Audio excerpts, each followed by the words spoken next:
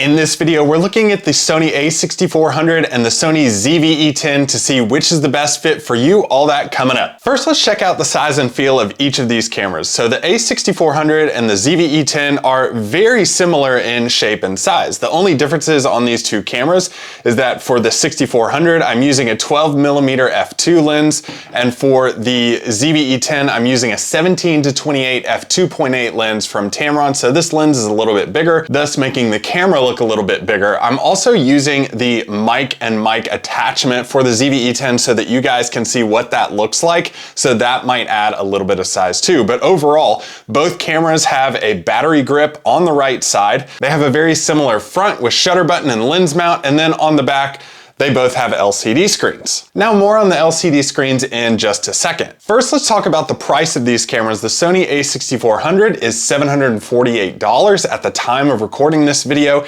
and the ZV E10 is $598. So there is a price difference here. Now there are differences in that price gap, but it's probably not what you're thinking. In terms of similarities though of these cameras, they both have a 24.2 APS-C CMOS sensor. Now that's just really fancy talk for a very nice APS-C sensor that honestly Sony has had in these A6000 camera series for a long time, which isn't a bad thing because they're great sensors. They both shoot 4K, they both shoot photos at 11 frames per second, they both have real-time eye autofocus tracking, and they both have 425 autofocus points across the entire sensor, which is massive. So you may be asking yourself, okay, what is coming with these price differences then? The surprising thing is that the Sony ZV E10 actually has more features at coming in at $150 less. That's not saying that you should specifically go for this camera because it still may not fit you.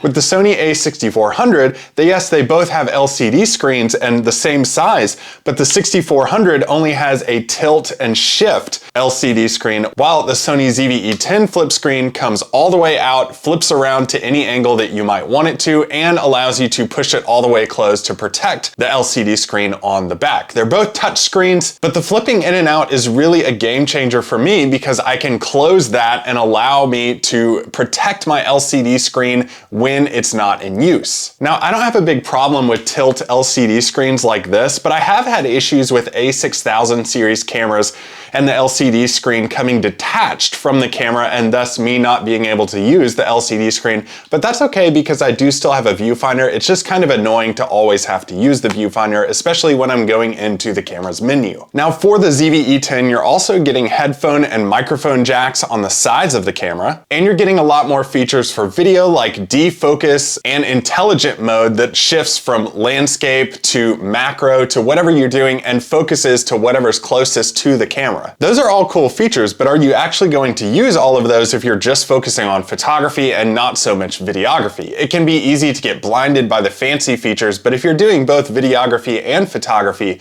that's a great feature to have, and for $150 cheaper, no less. Next, we're going to cover the ease of use of these cameras straight out of the box, but first I want to tell you about these two cameras. There are links to both of them in the video description. We're not sponsored by Sony here, but we do get a little bit of a kickback if you buy through those links. I also want to tell you about our free web class. If you've ever thought about making money from your photography and starting a side income with it, our free web class is called Turn Your Passion for Photography into a Side Hustle. It's totally free. Register with the link down in the video description or in the pinned comment. So straight out of the box, the ZV E10 is actually way more friendly to use than you would think. The Sony A6400 is a little bit more intimidating, but that's just because of the ZV E10. You don't really have a dial like you have on the top of the A6400 right here. So for the ZV E10, you do have features, custom buttons, and all that, but basically what you want to toggle through is this button on top that shifts from photography, videography, or S&Q mode, which is just like slow motion mode that you can learn how to use on this camera.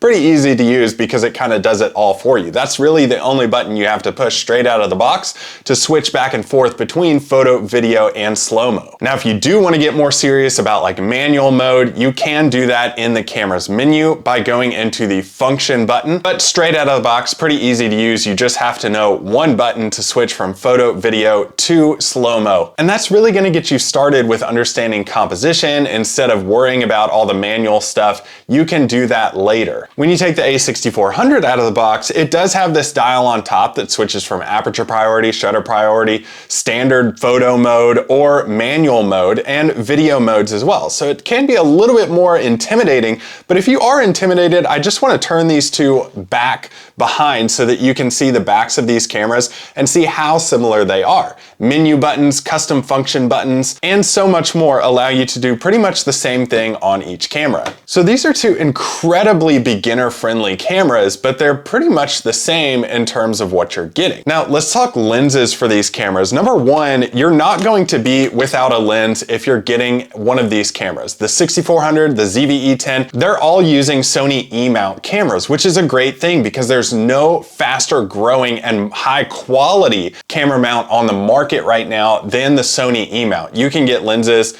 like Sony lenses. You can also get third-party lenses like Rokinon, this Tamron here. I even had some Tamron lenses and a Sigma lens back here on the shelf. Now, the great thing about these lenses is you can even use some of these lenses for like the A7R series cameras, like the one that I use most of the time for my landscape photography, the A7R IV. So it makes a lot of sense to invest in a beginner-friendly E-mount camera and then level up the camera as you go along because you can switch those lenses to them too. So it all just boils down to the question, which one of these is going to fit you best? If you're going standard photography and you want to learn manual mode, you want to learn all these modes that you can photograph in and get really good with a camera, I would recommend the A6400 because it does perform a little bit better for just photo specific, and it is made for people who are more photo specific, although you can use it for video.